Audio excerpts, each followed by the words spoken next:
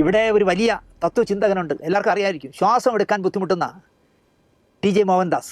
Hello welcome back to another video. Is me Anwar Shah. അപ്പോൾ നമ്മുടെ പുതിയൊരു വീഡിയോയിലേക്ക് എല്ലാവർക്കും സ്വാഗതം. നമുക്ക് കടക്കാം ശാന്തിവിള ടോക്സ് കോമഡി റിയാക്ഷനിലേക്ക്. അപ്പോൾ എല്ലാവരും സ്കിപ്പ് ചെയ്യല്ല, അവസാനം വരെ കണ്ടിട്ട് പോകണേടെ എല്ലാവരും. അപ്പോൾ അണ്ണൻ്റെ പുതിയ വീഡിയോ വന്നപ്പോൾ ഉണ്ട്, കുറച്ച് തൽപര കക്ഷികളെ എടുത്ത് അലക്കുന്ന വീഡിയോ ആണ്. നിങ്ങളൊന്ന് കണ്ടിട്ട് നമ്മളെ സപ്പോർട്ടൂടെ ഒക്കെ ചെയ്തിട്ട് പോകും. നമുക്ക് അന്നേരം ബാക്കി പോർഷൻ കാണാം. വലിയ വലിയ കാര്യങ്ങൾ അദ്ദേഹം വെച്ച് കാച്ചു. ഈ സമരത്തിനെ ഒതുക്കാൻ അദ്ദേഹം പറഞ്ഞത്, ഞാനായിരുന്നു ഇന്ത്യയുടെ പ്രധാനമന്ത്രിയെങ്കിൽ, ഇന്ത്യയുടെ ഒരു അവസ്ഥ ആലോചിച്ച് നോക്കിയേ, ഞാനായിരുന്നു പ്രധാനമന്ത്രിയെങ്കിൽ മിനിറ്റുകൾക്കകം വെടിവെച്ചിട്ട് വണ്ടി കൊണ്ടുവന്ന് ശവങ്ങൾ എടുത്തു മാറ്റി പ്രശ്നം പരിഹരിക്കുമായിരുന്നത്രേ. അതിനുമുമ്പ് ആളുകൾ തല്ലുകൊല്ലുമല്ലോ അവിടെ. പിന്നെ സമരക്കാരായ പെൺപിള്ളേർ ഇടുന്ന ഡ്രസ്സുകളെ പറ്റിയായി. പിന്നെ അവർക്ക് ഈ പീഡനമൊക്കെ ഒരു രസമാണെന്നാണ് ഇദ്ദേഹം പറയുന്നത്. ഇയാൾക്ക് മക്കളില്ലേ എന്നാണ് ഞാൻ ആലോചിക്കുന്നത്. പെൺമക്കളുണ്ടോ എന്തോ? പെൺമക്കളുള്ള ഒരു തന്തയാണെങ്കിൽ ഇങ്ങനെ വിവരക്കേട് പറയില്ല. എന്ത് ചെയ്യാൻ പറ്റുമല്ലേ പോലീസ്. പൊന്ന് ദിനേശ് ഏട്ടാ, ഇതിപ്പോൾ പെൺമക്കളുണ്ടോ ഇല്ലയെന്നുള്ളത് ഒരു ചോദ്യമല്ല. പെൺമക്കൾ ഉണ്ടായാലും ഇല്ലേലും ഒരു ജനാധിപത്യ രാജ്യത്ത് താമസിക്കുമ്പം അത്യാവശ്യം കുറച്ച് ആൾക്കാരൊക്കെ അറിയുന്ന ഒരു വ്യക്തിയല്ലേ പുള്ളി.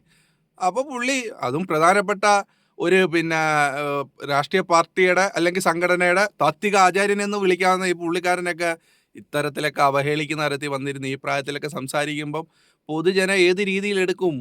നിങ്ങളുടെ രാഷ്ട്രീയത്തോടോ അല്ലെങ്കിൽ ഇന്ത്യയിലെ രാഷ്ട്രീയത്തിനോടോ പുതുതലമുറയ്ക്ക് ഒട്ടും യോജിപ്പില്ലെന്ന് കാണിക്കുന്നതാണ് പുറത്ത് കിടക്കുന്ന ഡൽഹി നടന്ന ആ സമരം.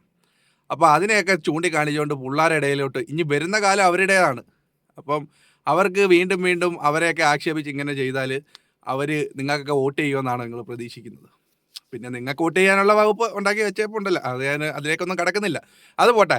അപ്പോൾ എന്തായിരുന്നാലും അല്പം മര്യാദയോടുകൂടി സംസ്കാരത്തോടുകൂടി പൊതുരംഗത്ത് ഇരിക്കുന്നവർ ആരായാലും, അത് ഇദ്ദേഹമല്ല ആരായാലും സംസാരിക്കുന്നത് നന്നായിരിക്കും. നിങ്ങളെ കാണുന്ന ആളുകളുണ്ട്, അതുകൂടെ മറക്കല്ല്. ബാക്കി കേൾക്കാം. കേസെടുത്തിട്ടുണ്ട്. ഒന്നുമില്ലെങ്കിലും നാക്കി നരയ്ക്കുമ്പോൾ നരച്ചില്ലേ എന്നുള്ളൊരു ബോധമെങ്കിലും ഇയാൾക്ക് വേണ്ടേ? ബൗദ്ധികനാണ്. അത് BJPയുടെ ആണോ RSSൻ്റെ ആണോ വിശ്വ പരിഷത്തിനാണോന്നും എനിക്കറിയില്ല. അദ്ദേഹം ബൗദ്ധികനാണ്. ഇപ്പോഴിതാ ഈ ബോറിനെ പറ്റി അല്ലെങ്കിൽ ഈ മൂപ്പലാനെ പറ്റി ഞങ്ങളുടെ ആളല്ല, ഞങ്ങളുമായിട്ട് യാതൊരു ബന്ധവുമില്ല എന്ന് RSS തന്നെ പരസ്യമായി പറഞ്ഞിരിക്കുന്നു. മൂപ്പിന്ന് സ്വയം പറയുന്നത് ഞാൻ RSS സൈദ്ധാന്തികനാണ് എന്നാണ്. വേറൊരു വിവരം കേട്ട ഈ RSSൻ്റെ സൈദ്ധാന്തികനാണ് എന്ന് അദ്ദേഹം മാത്രം പറയുന്നതല്ല, അദ്ദേഹം അതാണ് എന്നുള്ളത് എല്ലാവർക്കും അറിയാം. പിന്നെ ഇങ്ങനെ ഒരു എല്ലാവരും പ്രതിഷേധിച്ച ഒരു സ്റ്റേറ്റ്മെൻറ്റ് ഇറക്കുമ്പോഴത്തേക്ക് ഏതൊരു രാഷ്ട്രീയ പാർട്ടി ആണെങ്കിലും ഈ പറയുന്നത് പോലെ അദ്ദേഹത്തെ തള്ളിക്ക് പറയും. അത് പാർട്ടിയുടെയും ആ സംഘടനയുടെയൊക്കെ നിലനിൽപ്പിന് വേണ്ടിയാണ് എന്ന് മാത്രം കണ്ടാൽ മതി.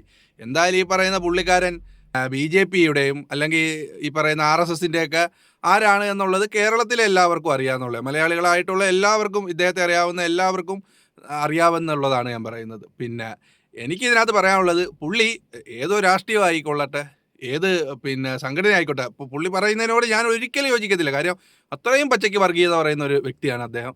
ഒരിക്കലും ഒരു മനുഷ്യന് ചേർന്ന രീതിയിലെ വർത്താനമല്ല അദ്ദേഹം പറയുന്നത് എന്നുള്ളത്. എനിക്കും BJP കൂട്ടുകാരുണ്ട്, RSS ആയ പ്രവർത്തകരായ കൂട്ടുകാരുണ്ട്, മറ്റ് ഇസ്ലാം മത സംഘടനകളിൽ പ്രവർത്തിക്കുന്ന രാഷ്ട്രീയ പാർട്ടികളിൽ പ്രവർത്തിക്കുന്ന കൂട്ടുകാരുണ്ട്. എങ്കിലും ഞങ്ങൾക്കൊക്കെ ഈ പാർട്ടിക്കൊക്കെ മേളിൽ ഒരു സൗഹൃദമുണ്ട്. ഇദ്ദേഹത്തിൻ്റെയൊക്കെ വാക്കുകൾ കേൾക്കുന്നവരുണ്ടല്ലോ, അവരൊക്കെ ഏത് രീതിയിൽ എടുക്കും എന്നുള്ളത് നിങ്ങൾക്ക് എല്ലാവരും കേൾക്കുന്നവരാണല്ലോ. അപ്പോൾ ഞാൻ അതിനെക്കുറിച്ച് കൂടുതൽ പറയണ്ട. ഇത്രയും നാറിയ രീതിയിൽ സംസാരിക്കാൻ ഒരു മനുഷ്യന് സാധിക്കുമെന്ന് നമ്മൾ ചിന്തിച്ചു പോകും. പക്ഷേ എന്നിരുന്നാലും ഇദ്ദേഹത്തിൻ്റെ പ്രായവും ഒരു കാര്യം നമ്മൾ മനസ്സിലാക്കേണ്ട, ഒരു പ്രായം എത്തുമ്പോഴത്തേക്ക് ആൾക്കാർ സാധാരണഗതിയിൽ എന്താവും, ഒരു ഇച്ചിരി മുമ്പോട്ട് വരും, അല്ലെങ്കിൽ ഒരു പക്വതമായ രീതിയിൽ സമീപനം അവരുടെ വാക്കിലും പ്രവൃത്തിയിലൊക്കെ കാണും. ഇതിപ്പോൾ സർവ്വ അതിരുകൾ ലംഘിച്ചിട്ടുള്ള ഒരു പ്രവൃത്തിയാണ് ഈ പുള്ളിയും. പിന്നെ ഒരു സ്ത്രീ ഉണ്ടല്ലോ, അത് നിങ്ങൾക്ക് ഞാൻ പേരെടുത്ത് പറയുന്നില്ല. അപ്പോൾ അവരുടെ ഒരു സിറ്റുവേഷൻ വരുവാണെങ്കിൽ നമ്മളൊരു വീഡിയോ ചെയ്യും, അത് ഇനി ആരായാലും. അപ്പോൾ നമുക്കെന്തായാലും ഇതിനകത്ത് കക്ഷി രാഷ്ട്രീയമോ അല്ലെങ്കിൽ മതമോ മറ്റു കാര്യങ്ങളോ ഒന്നുമില്ല. നമ്മൾ നർമ്മമായി കാണുന്ന വീഡിയോകൾ എടുത്ത് നിങ്ങളുടെ മുമ്പിലേക്ക് എത്തിക്കുക എന്നുള്ളതാണ്. അപ്പോൾ നമ്മുടെ ഒരു അഭിപ്രായങ്ങൾ കൂടെ അതിനകത്ത് പറയുമെന്നുള്ളതാണ്. എന്തായിരുന്നാലും നിങ്ങളെല്ലാവരോടും ഒരു അപേക്ഷ ഉള്ളത്, ഇതുവരെ ഉള്ളവരൊക്കെ ഇടയിൽ ഇങ്ങനെ ശ്രദ്ധ വളർത്താൻ വേണ്ടി പല കാര്യങ്ങളൊക്കെ ചെയ്ത്, ഇനി വരുന്ന ഒരു തലമുറയെ കൂടി നിങ്ങളെല്ലാവരും കൂടി ദയവ് ചെയ്ത് അവരെ മനുഷ്യരായിട്ട് വളരാനും ജീവിക്കാനും അനുവദിക്കുക എന്നുള്ളതാണ്. അവരിഷ്ടപ്പെട്ട മതത്തിൽ ജീവിക്കട്ടെ, അവർക്ക് ഇഷ്ടപ്പെട്ട മതം ഇഷ്ടമല്ലെങ്കിൽ അങ്ങനെ ജീവിക്കട്ടെ, എങ്ങനെയോ ജീവിക്കട്ടെ.